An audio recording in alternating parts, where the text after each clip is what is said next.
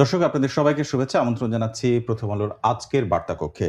আপনারা জানেন সারা দেশে নির্বাচনী প্রচারণা চলছে। সারা দেশে জনসভায় মূলত বিএনপি এবং জামায়াত ইসলামের শীর্ষ নেতৃত্বরা জনসভা করে বেড়াচ্ছেন। আজকেও জনসভা ছিল এবং আগামী ৮ই ফেব্রুয়ারি তারেক রহমানের সবশেষ নির্বাচনী জনসভা এবং তাদের ইশতেহার এখনো ঘোষণা করা হয়নি। আর গতকাল একদিন আগে অর্থাৎ আজ থেকে একদিন আগে জামায়াত ইসলামী তাদের ইশতেহার ঘোষণা করেছে। আরো ২-১টি ইসলামী দল এই ইশতেহার ঘোষণা করেছে। তাহলে সব মিলে এবারের নির্বাচনে ৩০০ আসনের ভোটের সমীকরণ এখন পর্যন্ত কোথায় গিয়ে দাঁড়ালো সেটি আমাদের আজকের আলোচনার বিষয়।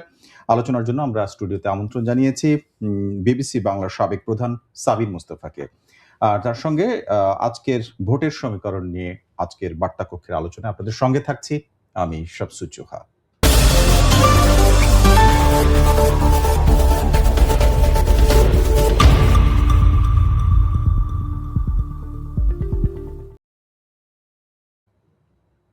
দর্শক সরাসরি চলে যাচ্ছে আমাদের আজকের আলোচনায়। অতিথি বিবিসি বাংলার সাবেক প্রধান সাবির মুস্তাফা, আপনাকে স্বাগত। ধন্যবাদ আপনাকে প্রথমবারের মতো আমাদের স্টুডিওতে আজকে। আমি যে পরিস্থিতির কথা বলছিলাম শুরুতে, যে প্রচারণা চলছে এবং মূলত দুটি দলের যে নিয়ন্ত্রণে দুটি জোট বিএনপি এবং জামায়াত ইসলামের শীর্ষ নেতৃত্ব সারা দেশেই আপনার জনসভা, যেটি নির্বাচনী জনসভা, সেটি করে বেড়াচ্ছেন। এইবারের প্রথমবারের মতো একটা পরিস্থিতি তৈরি হলো যখন জামাত এবং বিএনপি দুই দলের প্রতিদ্বন্দ্বী। এর আগে তারা জোটের সঙ্গী ছিলেন, এটি একটি অবস্থান। আরেকটি হচ্ছে যে এবারের নির্বাচন হচ্ছে স্বাভাবিক পরিবেশ ওই অর্থে নয়, কারণ কিছু কিছু দল নির্বাচনের অংশের বাইরে আছে, আওয়ামী লীগ সহ কয়েকটি, এবং এটি অন্তর্বর্তীকালীন সরকারের সময় নির্বাচন। এই দুটি দিক বিবেচনায় সমীকরণ কোথায় গিয়ে দাঁড়ালো? সমীকরণ বলতে কি বোঝাচ্ছেন আপনি? সমীকরণ বলতে যে নির্বাচনী পরিবেশে এই প্রেডিক্টেবল হয়ে যাচ্ছে কিনা ব্যাপারটা, নাকি আপনার কাছে মনে হয় যে খুবই হাড্ডাহাড্ডি লড়াই হবে, সেটা পরিস্থিতিটা নির্বাচন যেমন হয়? আচ্ছা, এখন এর আগে নির্বাচনগুলো আমরা যা দেখেছি 91 হাড্ডাহাড্ডি লড়াই, মনে হচ্ছিল আওয়ামী লীগ জিতবে, কিন্তু শেষমেশ বিএনপি সবচেয়ে বেশি আসন পেল, যদিও সংখ্যাগরিষ্ঠতা পায়নি তখন। 96 এর জুন মাসে আওয়ামী লীগ জিতবে এরকম একটা আভাস ছিল, কিন্তু তারাও কিন্তু সংখ্যাগরিষ্ঠতা পায়নি প্রথম দফায়। পরে জাসদের সমর্থন নিয়ে সরকার গঠন করেছে। এইবার যেটা মনে হচ্ছে, ডিসেম্বর মাসে যদি আপনি প্রশ্নটা করতেন, তাহলে তো ডিসেম্বর কি জানুয়ারি মাসের প্রথম সপ্তাহে যদি প্রশ্নটা করতেন, তাহলে মনে হতো যে বিএনপির একটা ল্যান্ডস্লাইড ভিক্টরি হতে যাচ্ছে। এখানে সে মানে 200 সিট পাবে না 250 সিট পাবে, মানে এখন থেকে 1 মাস আগেও এটা মনে হচ্ছিল, তাই মনে হচ্ছিল। মানে তারেক রহমান দেশে ফেরার পর এবং খালেদা জিয়া মারা যাওয়ার পর যেই শোক সারা দেশে ছড়িয়ে পড়ে, সেটার একটা সিম্প্যাথি ওয়েভ ছিল বিএনপির পক্ষে। কিন্তু এখন এই নির্বাচনী প্রচারণা শুরু হওয়ার পর থেকে এই বিএনপি এবং জামাত জোটের মধ্যে যে বাকযুদ্ধ, সেটা তিক্ত থেকে তিক্ততর হচ্ছে এবং কেউ এখন রাগঢাক রেখে কথা বলছে না। যার ফলে মানে পরিস্থিতিটা একটু ঘোলাটে হয়ে গেছে এবং আমার মনে হচ্ছে যে জামাত একটা ইমপ্রেশন ক্রিয়েট করছে এটা তারা জিতে যেতে পারে।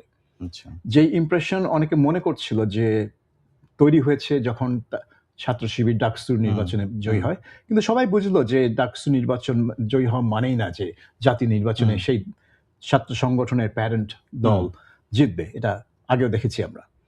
কিন্তু এইবার এখন মনে হচ্ছে যে জামাত একটা মানে যেভাবে আগাচ্ছে তাদের প্রচারণা এবং তারা নিজেদেরকে একটা ক্রেডিবল উইনার হিসেবে প্রতিষ্ঠা করতে সক্ষম হয়েছে। এবং আমরা ইতিমধ্যেও দেখেছি যে কিছু কিছু বিদেশি সংস্থা এবং বিদেশি কূটনৈতিক সংস্থা এবং কূটনীতিক তারা যেসব বার্তা দিচ্ছেন যে জামাত জিতে যেতে পারে, কিন্তু তারা বলছেন কিন্তু তাদের সমস্যা নাই, কারণ জামাত এখন একটা মডারেট রিফর্ম পার্টি, তারা উগ্র কিছু না, এবং উগ্রতা করলে আমরা তো আছি। মানে তারা বাংলাদেশের দেখভাল করার দায়িত্ব তারা নিয়ে নিয়েছেন এবং জামাতকে লাইনে রাখার দায়িত্বও তারা নিয়ে নিয়েছেন। অলমোস্ট কথাবার্তা শুনে সেরকম মনে হচ্ছে। কাজেই জামাত জিতে যেতে পারে, এই ইমপ্রেশনটা এখন এত স্ট্রং যে এটা আর উড়িয়ে দেওয়ার বিষয় না।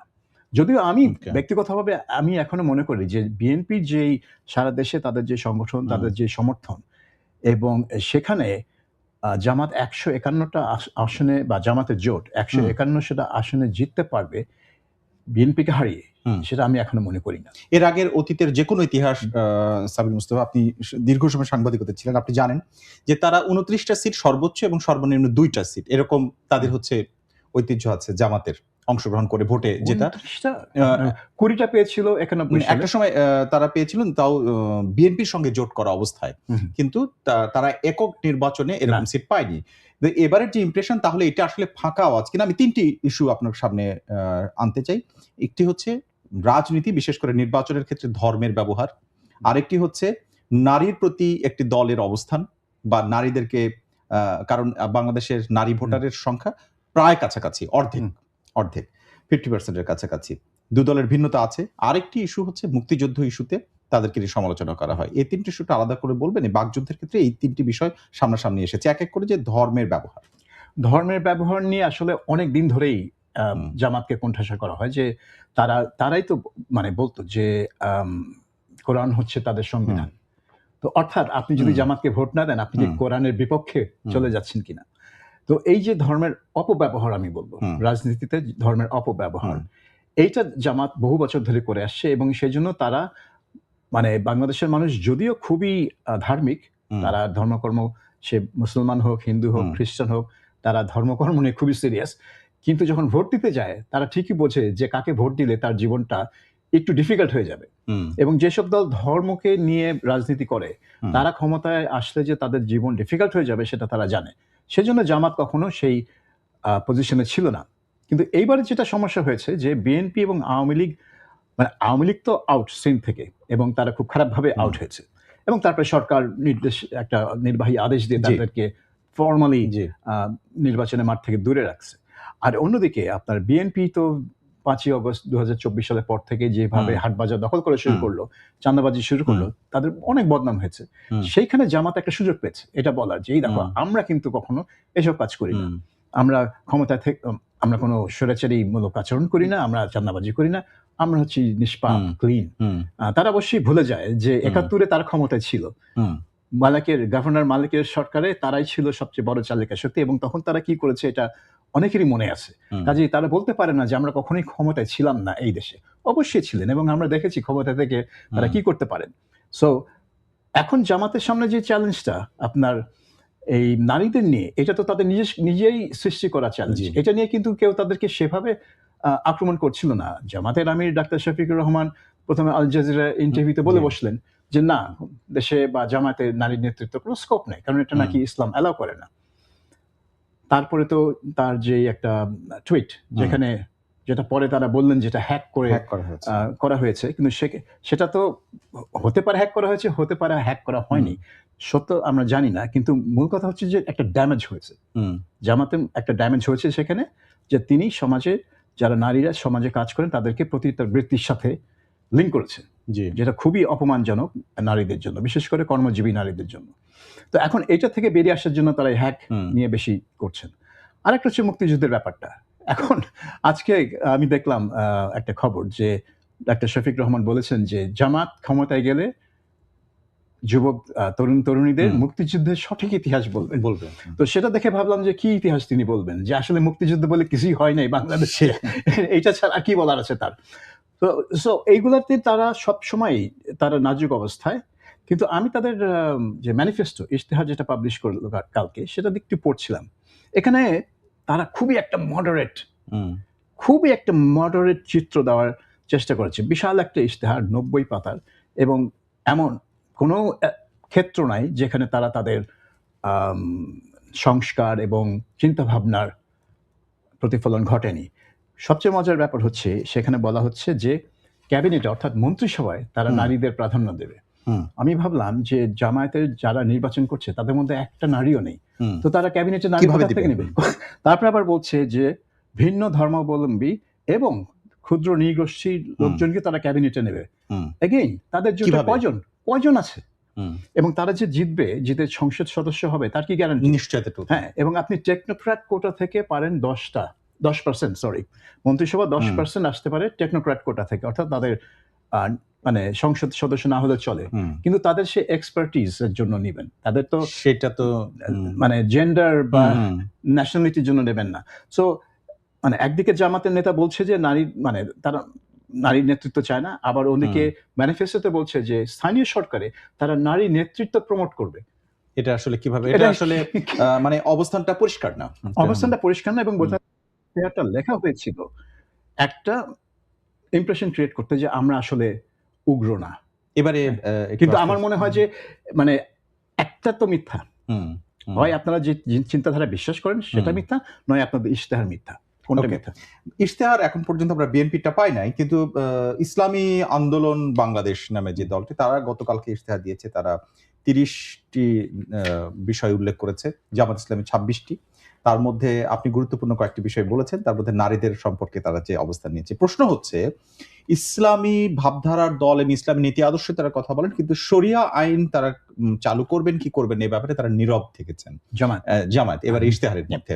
কিন্তু ইসলামী আন্দোলন বাংলাদেশ যে দলটি, যারা চরমোনাই পীরের নেতৃত্বের দলটি, তারা আবার সে বলছেন যে জামায়াত ইসলাম এটা করেনি, আমরা করেছি। তারা এটার জন্য বাহবা দিচ্ছেন বা একটু স আ সমালোচনাও করেছেন জামায়াত ইসলাম। আমার প্রশ্ন আপনার কাছে, এটিকে এই বর্তমান যে পরিস্থিতি এবং সময়টাকে বিবেচনা করে জামাত একটু কৌশলী হয়েছে কিনা? একদম। এটা নিয়ে কোনো সন্দেহ নাই আমার যে এইটা পুরো ইশতেহারটা একটা কৌশলের অংশ। কারণ ইসলামী আন্দোলন জানে তারা ক্ষমতায় যাচ্ছে না। সো তারা বলতে পারে যে আমি শরিয়া আইন হুম। ইমপ্লিমেন্ট করব। কিন্তু জামাতের একটা চিন্তা এসে গেছে যে তারা ক্ষমতায় যেতে পারে। এটা সম্ভব। অন্তত যদি বিরোধী দল থাকে তাহলেও তো সেই প্রসঙ্গে কথা বলার ইস্যু থাকবে। এবং তারা ইতিমধ্যেই কিন্তু অনেক বছর ধরে, এটা ইতিমধ্যে মানে অনেক বছর ধরে তারা পশ্চিমা বিশ্বকে বিশেষ করে কনভিন্স করার চেষ্টা করেছে যে তারা একটা মডারেট ইসলামিক দল এবং তাদের উপর যে অত্যাচার হয় সেটা আসলে তারা জঙ্গি বা উগ্রবাদী সেই কারণে না, তারা আওয়ামী লীগের প্রতিপক্ষ, জি। রাজনৈতিক প্রতিপক্ষ, সেই কারণেই তাদের উপরে অত্যাচার হয়। কাজেই এখন তাদেরকে দেখাতে হবে যে তারা আসলেই মডারেট। এবং আমার মনে হয় এই ইশতেহারের মাধ্যমে তারা শুধু বাংলাদেশের মানুষ না, তারা পশ্চিমা বিশ্বের দিকে একটা সিগন্যাল দিচ্ছে, এই দেখো আমরা কিন্তু নারীদের ক্যাবিনেটে রাখবো, স্থানীয় সরকারে নারীদের নেতৃত্ব দিব, কিন্তু আমরা কোনো নারীকে মনোনয়ন দিতেই নেই। সেই কথাটা তারা বেমালুম চেপে যাচ্ছে যে সেটা কেন? এতই যদি নারী বান্ধব হও তোমরা, তাহলে কেন তোমাদের এই এত ২০০ বেশি আসনে তোমাদের প্রার্থী দিয়েছে? আমি সামির মুস্তাফা, আপনি লক্ষ্য করেছেন নিশ্চয়ই। আমি আরেকবার একটু উল্লেখ করতে চাই আমাদের দর্শকদের জন্য। আপনার কাছে প্রশ্নটা এই নারী নেতৃত্ব নিয়ে। দুটো ইস্যু সামনে এসেছে। একটি হচ্ছে নারী নেতৃত্ব যখন জোটের নেতৃত্ব দিয়েছিলেন খালেদা জিয়া, তাদের নেতৃত্বে জামাত ইসলাম নির্বাচনে অংশগ্রহণ করেছে এবং ক্যাবিনেটেও তারা অংশ ছিল। তাহলে সেটার নেতৃত্ব ছিল কিনা? আপনি কি মনে করেন? আরেকটি হচ্ছে আ এই সরকারের আমলে সকল দল একসাথে বসে, সকল মানে যারা সরকারের সাথে বৈঠকে বসেছিলেন, তারা বলছেন শতকরা ৫% অবশ্যই তারা প্রার্থী দেবেন। কিন্তু জামাত ইসলাম সেখানে ০% দিয়েছে। ০% ইয়েস। তাই তো? আর বিএনপি জুলাই সনদের মধ্যে, আর বিএনপি ৩.৫, তারাও সর্বোচ্চ দেয়নি। এই বিষয়টি আসলে জুলাই সনদের ভায়োলেশন বলে আপনার কাছে মনে হয়? জুলাই সনদ ভায়োলেশন মানে তারা নিজেরাই তো মানে এটাতে তৈরি করল। হ্যাঁ, কাজেই বোঝা যাচ্ছে যে তারা যখন জুলাই সনদটা মানে লেখে বা এগ্রি করে, এইটা খুব একটা সিরিয়াসলি করা হয়নি। সিরিয়াসলি করা হলে তো অন্তত এইটা তাদের ক্ষমতার মধ্যে ছিল যে আমরা ৫% আমাদের এটা উইদিন দেয়ার পাওয়ারস। আজকেই তারা করতে পারে অথবা গতকালকেই তারা করতে পারত। করেনি। তার মানে তারা সিরিয়াস না। জুলাই সনদটা একটা সিরিয়াস ডকুমেন্ট না তাদের কাছে, এবং তাদের কাছে যদি সিরিয়াস ডকুমেন্ট না হয় তাহলে অন্যদের কাছে কেন সিরিয়াস ডকুমেন্ট হবে? তো সেজন্য আমার মনে হয় এই গণভোটের মাধ্যমে এটাকে একদম মানে গলার ভিতর দিক গিলানোর একটা প্রয়াস না হচ্ছে। এবারে আসি মুক্তিযুদ্ধ প্রসঙ্গে। আপনি লক্ষ্য করে থাকবেন এবারের নির্বাচনে বোধহয় প্রথমবার, আমার এর আগে স্মরণকালের মধ্যে মাথায় আসে না, যেরকম স্মৃতিতে আসে না যে মুক্তিযোদ্ধা কেউ জামাত ইসলামের ব্যানারে বা জামাত ইসলামের সঙ্গে জোট করে তাদের মঞ্চে গিয়ে নির্বাচনে অংশগ্রহণ করেছেন। বিশেষ করে আলোচনায় আসেন কর্নেল অলি আহমেদ, এছাড়াও মেজর আখতারুজ্জামান এসেছেন। এই ইস্যুটা আখতারুজ্জামান তো জামাত ইসলামে জয়েন করেছেন সরাসরি। আর কর্নেল অলি আহমেদ তার দল থেকে জোটে গেছেন। তো মুক্তিযোদ্ধারা তাদের ব্যানারে আশ্রয় নেয়া বা অংশগ্রহণ করা একসাথে, এটি প্রথম, এর আগে হয়নি। এবং কর্নেল অলি আহমেদকে তারা অনেক বড় একটা বিষয়ের সঙ্গে তুলনা করেছে। সেটা প্রাইজ। হ্যাঁ, জি। যে জিয়াউর রহমানের যে ঘোষণা সেটি কর্নেল অলির কথা বলছেন। আপনার কাছে মনে হয় কিনা যে এইটি আরেকটি যে মুক্তিযুদ্ধের ইতিহাস পাঠ কথা বলছে সেটার সাথে কন্ট্রাডিক্টরি মনে হয় কিনা? কন্ট্রাডিক্টরি মানে কি? এইখানেই তো একটা মুক্তিযুদ্ধের নতুন বয়ান সৃষ্টির চেষ্টা হবে। এই যে ডাক্তার শফিক বললেন যে ক্ষমতায় গেলে আমরা মুক্তিযুদ্ধের সঠিক ইতিহাস তরুণ সমাজকে জানাবো, শেখাবো। তো এইটাই একটা প্রয়াস যে শুরু হয়ে গেল যে কর্নেল অলি আহমেদ বিদ্রোহ করেছিলেন এদিকে মেজর রফিকুল ইসলাম, যিনি ইপিআর এর কমান্ডার ছিলেন চট্টগ্রামে, তিনি লিখেছেন যে তিনি প্রথম বিদ্রোহ করেছিলেন এবং তিনি জিয়াউর রহমানকে গিয়ে খবর দিয়েছিলেন যে আসেন আমরা ঘোষণা দিই। কালুরঘাটে ইয়াতে যাই। আর এখন ইনি এই বয়ান দিচ্ছেন যে কর্নেল অলি করছে। এখন একটা মজার জিনিস হচ্ছে, বাংলাদেশে একটা কথা প্রচলিত আছে যে যে একবার মুক্তিযোদ্ধা মানেই না চিরকাল মুক্তিযোদ্ধা। হ্যাঁ, অন্যদিকে একবার রাজাকার মানে চিরকাল রাজাকার। এবং এটার প্রমাণ আমি পেয়েছিলাম 90 দশকের শুরুর দিকে। আমি কর্নেল শওকত, একজন আওয়ামী লীগের এমপি ছিলেন, আচ্ছা, মুক্তিযোদ্ধা, মানে ওই 71-এ তখন তিনি সেনা মেজর টেজর ছিলেন। তো তাকে আমি ইন্টারভিউ করেছিলাম, এবং যে মুক্তিযোদ্ধাদের মধ্যে ঐক্য নাই, হ্যাঁ, একদল বিএনপির পক্ষে সাথে, একদল আওয়ামী লীগের সাথে, একদল জাতীয় পার্টির সাথেও আছে মুক্তিযোদ্ধা। তো তিনি হেসে দিলেন, হেসে বললেন যে ঐক্য থাকবে কেন? বলছে মুক্তিযোদ্ধারা তো এক দল থেকে আসেনি, মুক্তিযোদ্ধা বিভিন্ন শ্রেণী পেশা রাজনৈতিক চিন্তা ভাবনা থেকে, বিভিন্ন ভাবনা থেকে এসেছেন, মানে পরিস্থিতির কারণে ঐক্যবদ্ধ হয়ে যুদ্ধ করেছে। যুদ্ধের পরে দেশ স্বাধীন, তারা নিজ নিজ জায়গায় চলে গেছে। কাজে মুক্তিযোদ্ধাদের একই দলে থাকতে হবে, একই চিন্তা ভাবনা, এরকম তো না। তারা যুদ্ধ করেছিল দেশ স্বাধীন করার জন্য, একসাথে স্বাধীন হয়ে গেছে দেশ। এখন রাজনীতিতে যে যার মতো অবস্থানে চলে গেছে। এখন আখতারুজ্জামান অবশ্যই কখনো জামাত ইসলামী করেননি, এখন এটা একটা সুবিধাবাদী মুভ তিনি নিয়েছেন, আনলেস এতদিন তিনি বিএনপি করেছেন। তো তিনি কি মনে করেন যে বিএনপি একটা ইসলামপন্থী দল যিনি যারা শরিয়া আইনের জন্য কাজ করছে? অবশ্যই না। বিএনপি কখনো ইসলামপন্থী দল ছিল না, এবং এখনো নেই, ভবিষ্যতে হবার কোনো সুযোগ আমি দেখছি না। কাজেই আর অলি আহমেদের এটা হয়তো হতে পারে যে তিনিও চাচ্ছেন একটা, মানে তাকে একটু গুরুত্ব দেওয়া হোক, বিএনপি তাকে পাত্তা দেয়নি, এটা হয়তো তার মনে একটা ক্ষোভ। তো ভাবলেন যে আচ্ছা ঠিক আছে, জামায়াতের জোটে এনসিপির মতো, তার দলের সেক্রেটারি পর্যন্ত জামাতে মানে বিএনপিতে জয়েন করেছে। কাজে উনি জয়েন করলে তো দল থাকে না, অনেক দল এরকম আছে কিন্তু, যে নেতা চলে গেছে, অন্যজনের নমিনেশন পেতে দল কিন্তু গায়েব। তো এইসব নামকাওয়াস্তে দল অনেক আছে। এবারে একটু আসতে চাই যে এইবারই প্রথম দেখা যাচ্ছে যে বিএনপি জামাতের যে সমালোচনাগুলো করছে তার মধ্যে মুক্তিযুদ্ধ ইস্যুটাও সামনে নিয়ে আসছে। সেইটা আপনার কাছে মনে হয় কিনা যে এবারে নির্বাচনে তারা প্রতিদ্বন্দ্বিতার জন্য করছে, নাকি বিএনপি আসলেই এটি মনে করে? আমরা জানি যে প্রতিষ্ঠাতা নিজে জিয়াউর রহমান মুক্তিযোদ্ধা ছিলেন, সেক্টর কমান্ডার ছিলেন। এছাড়াও অন্য অনেক নেতা, বিএনপির শীর্ষস্থানীয় অনেক নেতাই মুক্তিযোদ্ধা এবং মুক্তিযুদ্ধকে ধারণ করে কথা বলেন। এটা আসলে তাদের অবস্থান। হ্যাঁ, আমার মনে হয় যে বিএনপি যেটা করছে, যে তারা দেখছে যে আওয়ামী লীগ মাঠে নেই, আর আগে তো আওয়ামী লীগ নিজেকে মুক্তিযুদ্ধের ধারক বাহক হিসেবে গণ্য করতো, এবং যারা তার সাথে না তাদেরকে স্বাধীনতার বিপক্ষের শক্তি হিসেবে পেইন্ট করার চেষ্টা করতো। তো এটা ছিল আওয়ামী লীগের একটা বড় হঠকারী কাজ, আমি বলবো, যে এই বিভাজনটা আনা, যে এইটা বাইনারি মুক্তিযুদ্ধের পক্ষে এবং বিপক্ষে। কিন্তু এখন যেটা হয়েছে, যেহেতু আওয়ামী লীগ মাঠে নেই, আর জামাতের, আর যদি বিএনপি যদি সেই মুক্তিযুদ্ধের ন্যারেটিভটা সামনে না রাখে, তাহলে জামাত যে ন্যারেটিভটা দিবে সেটাই আস্তে আস্তে এস্টাবলিশড হবে। আমার মনে হয় বিএনপি সেটা একটা আশঙ্কা করছে, কারণ বিএনপির হয়তো এখানে শুধু জিয়াউর রহমান মুক্তিযোদ্ধা ছিলেন সেই কারণে না, বিএনপির একটা কমিটমেন্ট আছে। বাংলাদেশের রাষ্ট্র তো আজকে প্রতিষ্ঠা হয়নি, এটা তো 2024 সালে বাংলাদেশের রাষ্ট্র স্বাধীন হয়নি বা প্রতিষ্ঠা হয়নি, এটা হচ্ছে 71 সালে, এবং একটা চিন্তা ভাবনার ভিত্তিতে, এবং এই মুক্তিযুদ্ধে যারা করেছে, এটা জিয়াউর রহমানের লেখাও তো আছে, তার যে সেই বিখ্যাত লেখা সাপ্তাহিক বিচিত্রায়, সেখানে তো সে বললো যে বাঙালি জাতীয়তাবাদের বীজ কিভাবে রোপণ করা হয়েছিল এই মাটিতে। সে কিন্তু তখনও বাংলাদেশের জাতীয়তাবাদের কথা অনেক পরে আসে। হ্যাঁ, মানে বাংলাদেশের জন্মসূত্র তো বাঙালি জাতীয়তাবাদ ছিল। তো সেটা যদি মানে জামাত নাকচ করে দিতে পারে, আর বিএনপি হচ্ছে একমাত্র শক্তি এখন, যেহেতু আওয়ামী লীগ মাঠে নেই, যে তারা এটাকে চ্যালেঞ্জ করতে পারে, এবং মুক্তিযুদ্ধের ন্যারেটিভটা তারা মানে যেভাবে থাকা দরকার সেভাবে তারা মেনটেন করতে পারে। আমার মনে হয় সেইটা একটা কারণ বিএনপি চেষ্টা করছে যাতে মানে মুক্তিযুদ্ধের ব্যাপারটা একটা নির্বাচনে একটা ইস্যু হয়।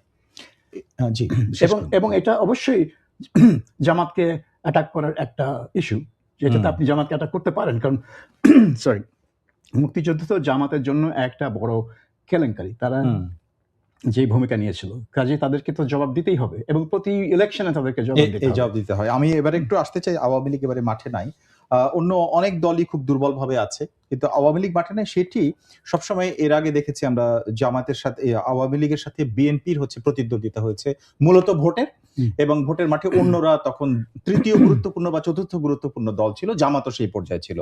কিন্তু আওয়ামী লীগ নিষিদ্ধ থাকার কারণেই জামাত সামনে, নাকি জামাতের কৌশল বা জামাতের এবারের যে রাজনৈতিক বাস্তবতা এই সবকিছু আসলে জামাতকে কিছুটা সামনে এনেছে? আমার মনে হয় আওয়ামী লীগের অনুপস্থিতি একটা কারণ, কিন্তু তার সাথে আছে যে জামাত যে গত 2024 সালের আগে যে কৌশলে কাজ করেছে, যে আওয়ামী লীগের ভেতরে তারা ইনফিল্ট্রেট করেছে,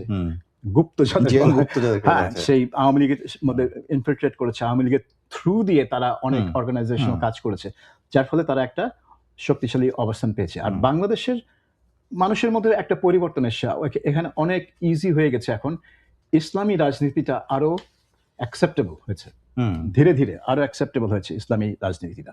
এবং যেহেতু আওয়ামী লীগের বিরুদ্ধে যে গণ অভ্যুত্থান হলো 2024 সালে, সেখানে জামাত এবং তাদের ছাত্র সংগঠন ইসলামী ছাত্র শিবির একটা অগ্রণী ভূমিকা পালন করেছে বলে অনেকের ধারণা। যদিও পুরোভাগে ছিল নির্দলীয় ছাত্র নেতারা, ইনাহিদ ইসলাম, সার্জিস আলম এবং আসিফ মাহমুদেরা, কিন্তু নেপথ্যে জামাতের নেতা, শিবিরের নেতার একটা সার্জিস আলম তো আপনার ছাত্রলীগের বিএনপি ছাত্রলীগের মধ্যে তিনি ছিলেন, বলেছেন, উনি ব্যাখ্যা করেছেন পরে। এবং শিবিরের বেশ কিছু নেতা তারা ছাত্রলীগের ভেতরেই ছিল। সো ওই দিক থেকে হয়তো মানুষ মনে করছে যে যারা একটা আন্দোলনের অংশ নেয় তাদের একটা পুরস্কার দেওয়া হয়। তাহলে যেটা দাঁড়ালো যে সেইটা হলো যে ওই যে পুরস্কার পাওয়া, সেই নানা কারণে আপনি গেছেন, 2-3টা প্রসঙ্গ আপনি সামনে নিয়ে আসছেন। শুধু একটা কারণে এটা হচ্ছে না।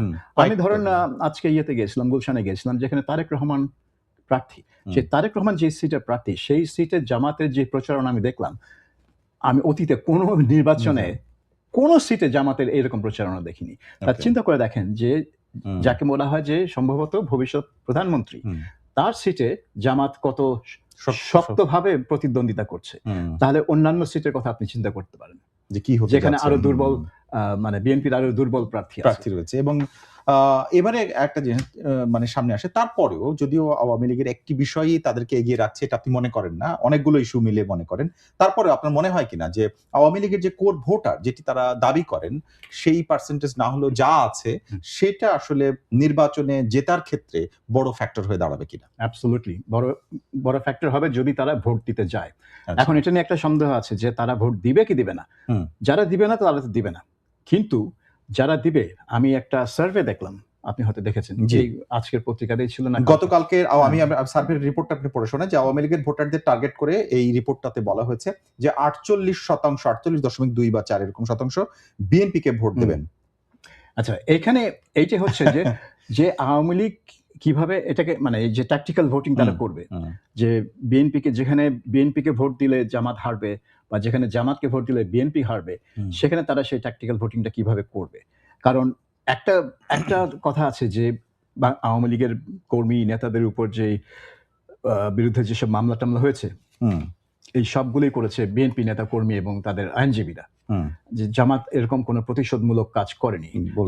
হ্যাঁ, সেই জন্য হয়তো আওয়ামী লীগের নেতা কর্মীরা বিএনপিকে হারানোর জন্য জামাতকে ভোট দিবে, কিন্তু এই সার্ভে তো উল্টো কথা বলছে। এই সার্ভে বলছে যে তারা বিএনপিকে ভোট দিবে, অর্থাৎ তারা হয়তো মনে করে যে বিএনপি ক্ষমতায় আসলে হয়তো এক নতুন সরকারের সাথে একটা সমঝোতা, একটা আলোচনার ক্ষেত্র তৈরি হতে পারে। কিন্তু জামাত যদি ক্ষমতায় আসে তাহলে হয়তো সেরকম কোনো কিছুতে জামাত আসলে আওয়ামী লীগের কোর বিরোধী এবং মুক্তিযুদ্ধ প্রসঙ্গে তারা একেবারে মুখোমুখি। এটাই একমাত্র, এটা একটা নীতিগত কারণ হতে পারে কিনা? নীতিগত কারণ তো হবেই, কিন্তু তারপর বড় কথা হচ্ছে যে আওয়ামী লীগ কিন্তু নীতির উপর ভিত্তি করে ডিসিশন নেবে না। তাদের ব্যাপার এখন সার্ভাইভাল, বেঁচে থাকা, মাঠে ফিরে আসা। তো কোন সরকার ক্ষমতা আসলে বা কোন দল ক্ষমতা আসলে তাকে তো একটা নেগোসিয়েশন করতে হবে, তারা তো এমনিতে ফিরে আসতে পারবে না। তো নেগোসিয়েশনটা কার সাথে হতে পারে, কে নেগোসিয়েট করার জন্য ইচ্ছুক হবে, এইটা তাকে যাচাই করতে হবে, এবং সেই অনুযায়ী তারা এই ট্যাকটিক্যাল ভোটিংটা করবে।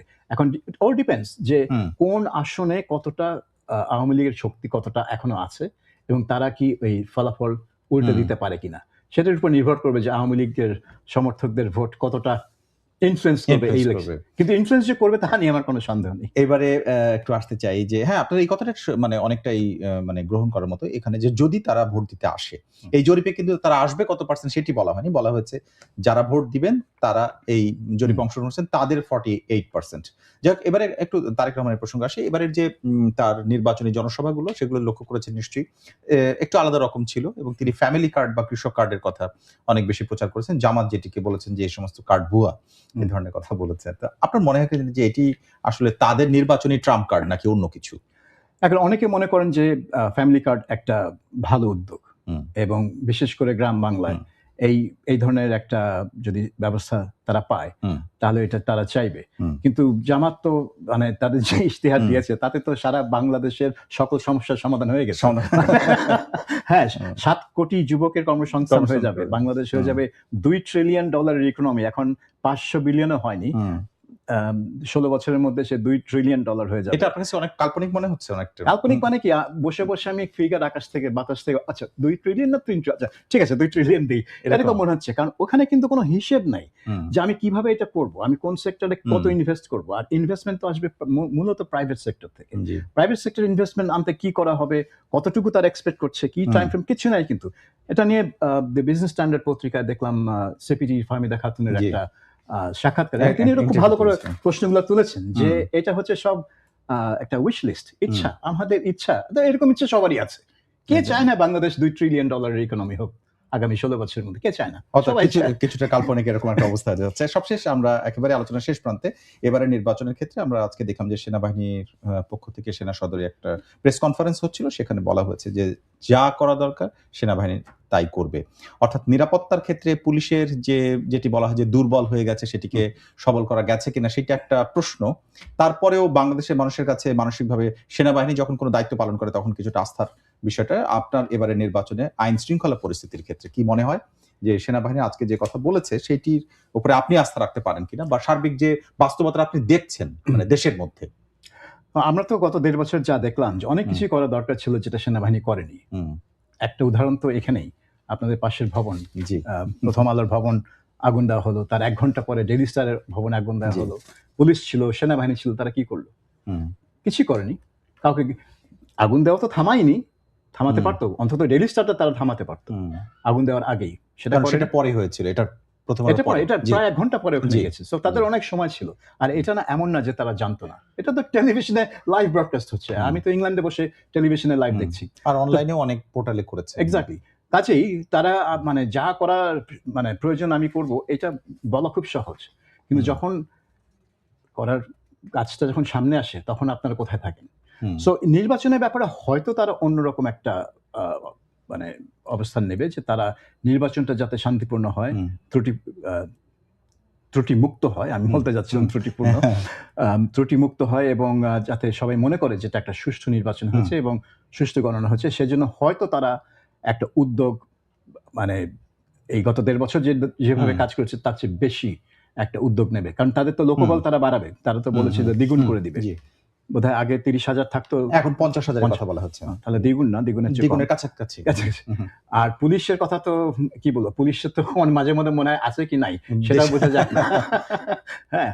তো নিরাপত্তা একটা বড় প্রশ্ন হবে। হুম, যদি না রাজনৈতিক দলগুলো হুম। যদি নিজেরা নিজেদেরকে সংযত রাখতে পারে তাহলে কোনো সমস্যা হবে না। নিজেরা নিজেদের সংযত মানে প্রধান ২ যদি আ মানে দল হুম, বা জোট বিএনপি নেতৃত্বাধীন অথবা জামাত নেতৃত্বাধীন তারা প্রতিযোগিতা করছে কিন্তু এখানে আপনাকে মনে রাখতে হবে যে এখানে আওয়ামী লীগের যারা কর্মী সমর্থক হুম, অনেকেই তো ভেতরে আছেন। হুম। তাদের আসলে ভূমিকা কি দাঁড়াতে পারে? এখন সেটা পর্যন্ত বড় ফ্যাক্টর হবে হ্যাঁ, কিনা? এখন পর্যন্ত কিন্তু আমরা শুনিনি আ যে আওয়ামী লীগ এখানে কোনো নাশকতা বা নির্বাচন বানচালের চেষ্টা চেষ্টা করবে। করছেন। কারণ এটা একটা অভিযোগ অনেকে করেন যে, হুম, আওয়ামী লীগ এটা করবে। হুম, কিন্তু আওয়ামী লীগ এটা করবে, হুম, ভারত এটা করবে। হুম, কিসের ভিত্তিতে বলছেন ভাই? আপনার হ্যাঁ, এভিডেন্স দেখান। হুম। কিন্তু এখন পর্যন্ত কেউ কিন্তু অভিযোগ এসেছে কিন্তু অভিযোগ, কোনো অভি প্রমাণ নেই। না অভিযোগ তো সস্তা। আমিও হুম, করতে পারি। হ্যাঁ, হ্যাঁ। হ্যাঁ। তাতে কি আছে? আমরা একেবারেই শেষ প্রান্তে আমার সবশেষ প্রশ্ন একটু সংক্ষিপ্তভাবে জানতে চাই এরপরে যে আপনার কাছে মনে হচ্ছে কিনা যে ওই ১ম এ যে আলোচনাটা শুরু করেছিলাম এটা খুবই প্রেডিক্টেবল মানে অনুমান করা যাচ্ছে কিনা যে কোন দল জিতে যাচ্ছে সেখানেই থাকবে নাকি আসলে দৃশ্যপট আসলে বদলে যেতে পারে ১২ তারিখে? উ এটার জন্য তো যে বলে না ক্রিস্টাল বল দরকার। হ্যাঁ। তবে এটা মনে হচ্ছে একটা খুব টাইট রেস হবে। ওকে। টাইট রেস হলে এখন অনেকের আশঙ্কা হচ্ছে যদি হাং পার্লামেন্ট হয়, অর্থাৎ কেউ যদি হুম, সরকার গঠন করার মতো পর্যাপ্ত আসন না পায়। হাং পার্লামেন্ট ইজ ফাইন যদি আপনার মানে ডেমোক্রেসি যদি 100 বছর হুম। পুরনো হয়, আপনার দলগুলো যদি সব ভদ্র হয়, হুম। তারা ডেমোক্রেটিক নিয়ম রীতি মেনেই কাজ করে, হুম। এটা যদি হয় তাহলে হাং পার্লামেন্ট সমস্যা হয় না, কারণ একটা নেগোসিয়েশন কিন্তু করে। আপনি যে সমস্ত যদি বললেন সেটা বাংলাদেশে আছে কিনা? না, বাংলাদেশে তো একেবারেই নেই। না। 1 বছরের জন্য হুম, কেউ ডেমোক্রেটিক নিয়ম রীতি মেনে কাজ করে না, বিরোধী দল না, সরকার না বা অন্যান্য দল না। কাজে এখানে ওই পলিটিক্যাল কালচারটাই হয়নি, হুম, সহযোগিতা। আর যে জামাতের আমির যে কথা বলেছেন যে নির্বাচনের পর সরকার গঠনের আগে আমরা বসবো, বসে 2 জন মিলেমিশে কাজ করব। এইটার আবার একটা সিনিস্টার দিক আছে। সিনিস্টার কেন? কারণ বাংলাদেশে যদি 5 বছরের জন্য মানে 2 মেইন পার্টি একযোগে কাজ করে, তার মানে কোনো বিরোধী দল থাকবে না। ওকে। বাংলাদেশের জন্য একটা শক্তিশালী বিরোধী দল অতি আবশ্যক, এবং তাকে মানে একটা বিরোধী দল হিসেবে ফাংশন করতে হবে। কাজে মিলেমিশে কাজ করার শুনতে খুব ভালো লাগে, কিন্তু বাস্তবে কিন্তু সেটার ফল অত ভালো হবে না। ওকে। অনেক অনেক ধন্যবাদ আপনাকে আজকে আমাদেরকে সময় দেওয়ার জন্য। থ্যাংক ইউ, আপনাকে ধন্যবাদ। দর্শক, আমাদের সঙ্গে আজকের আলোচনায় ছিলেন বিবিসি বাংলার সাবেক প্রধান সাবির মুস্তফা। তার কাছ থেকে এই সময়ের নির্বাচনে যে পরিবেশ, সেই বিবেচনায় এখন পর্যন্ত 2 দল, জামাত ইসলামী এবং বিএনপির নির্বাচনী প্রচার এবং সবকিছু মিলে তাদের বক্তব্য বিবেচনা নিয়ে এখন পর্যন্ত কোথায় দাঁড়িয়ে আছে সেই বিশ্লেষণ আমরা তার কাছ থেকে জানছিলাম। এইরকম আরো আপডেট এবং বিশ্লেষণ জানতে আমাদের এই অনুষ্ঠান বার্তা কক্ষ দেখুন রবি থেকে বৃহস্পতিবার পর্যন্ত প্রতিদিন একই সময়ে আমাদের ওয়েবসাইট প্রথমআলো.com, প্রথম আলোর ইউটিউব, ফেসবুক সহ সোশ্যাল মিডিয়ার অন্যান্য প্ল্যাটফর্মগুলোতে। আজকে যারা সঙ্গে ছিলেন আপনাদের সবাইকে ধন্যবাদ।